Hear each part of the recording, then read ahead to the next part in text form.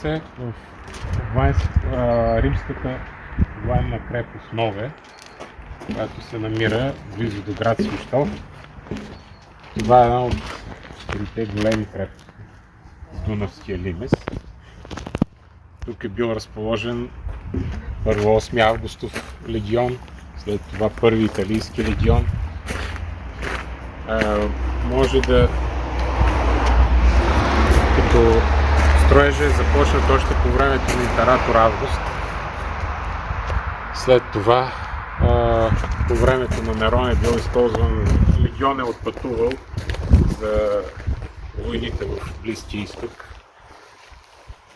за Юдейската война, след това войните с Партия. Какво друго може да кажем? Сега се намираме през централната сграда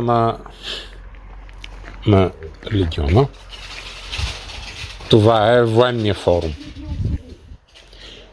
Това, което може да видим в самия център, тук е била статуята на бога Марс, това е бога на войната. Отзад виждаме реставрация на светилището, където са били знамената на легиона. Така, тук са били сградите на офицерите, на трибуните.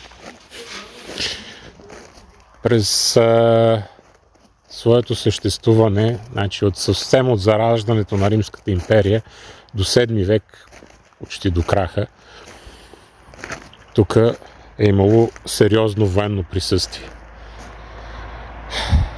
Императорите Траян, Адриан, след това и Каракала са идвали по тези места, като са тук най-важното, което може да кажем, са битките с готите. Готите, които в един момент дори си прострояват резиденцията на това място. Крал Теодорик Велики е присъствал тук. Не само е присъствал, но е засвидетелствал своето съвсем сериозно присъствие.